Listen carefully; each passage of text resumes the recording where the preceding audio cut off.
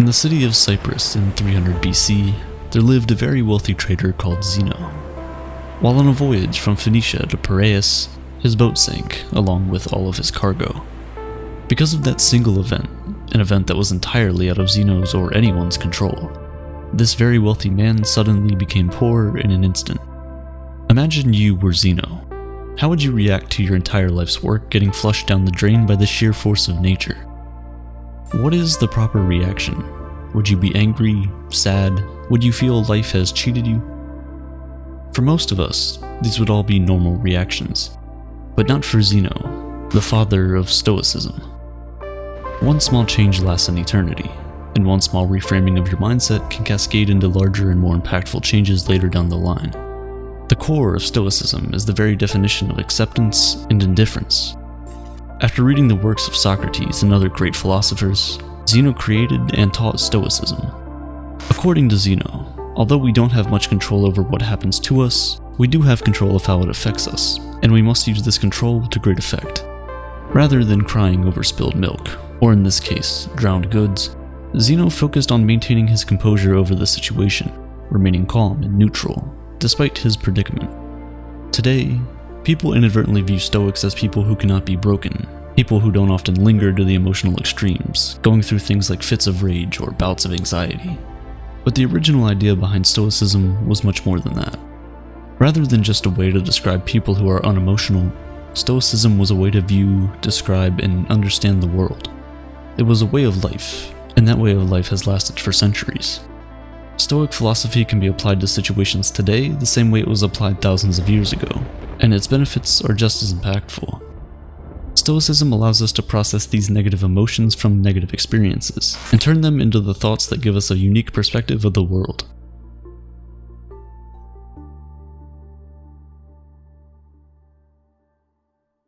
Perspective is everything, and everyone in the world has different experiences and thus different perspectives on things. Since the Stoics gathered, discussed, and taught philosophy in a public place, their general philosophy was widely known.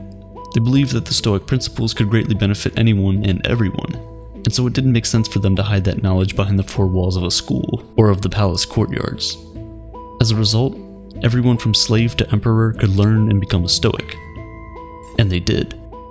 Some of the world's most notable Stoics include Epictetus, which translates to acquired, as he was once owned as a slave, Seneca, who was a well-renowned statesman, and Marcus Aurelius, a Roman emperor and one of the most powerful men to have ever lived. The early Stoics practiced what they preached, avoiding all forms of segregation and leading the fight against inequality. They even invented the word cosmopolitan, which literally means citizen of the world. When people hear that word now, we think of cities like New York, Toronto, Dubai, and London because of how diverse they are. This was the type of unity and togetherness that the Stoics preached. Even at a time when it wasn't popular, women were allowed to freely learn about Stoicism and become Stoics themselves. So why do so many people adopt Stoicism as a way of life?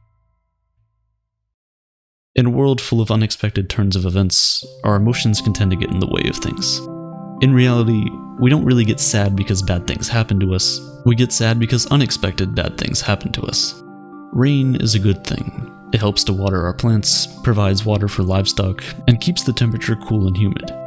But the truth is, when that dark cloud catches you outside without an umbrella, it's never a good experience. So why don't we start crying once it starts to rain? It's because although the situation is bad, we've learned to expect rain. It's something that is unavoidable. We can't control the weather. Although it sucks, the rain passes and the light returns. Stoicism teaches us that, in the same way, we should expect that everything bad that can happen will happen. Picture the worst outcome, and be content knowing it could happen. One of the Stoic exercises is known as voluntary discomfort, an exercise aimed at increasing feelings of gratitude. Sleep on the floor of your kitchen, taking cold showers when you normally take hot ones, eat nothing but potatoes for a few days, things like this. This exercise helps you to understand that no matter how hard it gets, you'll still survive and potentially thrive if your mindset is right. By being able to withstand these uncomfortable situations, we indirectly prepare our mental for future misfortunes. With the current state of the world where advertisements are constantly being shoved down our throats, we're made to believe that if we don't have the next best thing, look a certain way, or make a certain amount of money, that we will never be happy. This message is more important now than ever.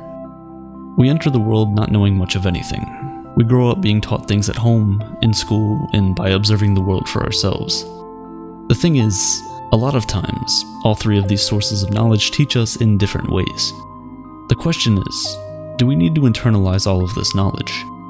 If we do, we could unknowingly be setting unrealistic expectations for our lives, leaving us ultimately disappointed and unsatisfied in the end. That's no way to live. We should instead focus on improving ourselves, for ourselves. We should do things for ourselves and only for that reason. Attaching any external hope or secondary attachments to the actions we take almost always lead to disappointment.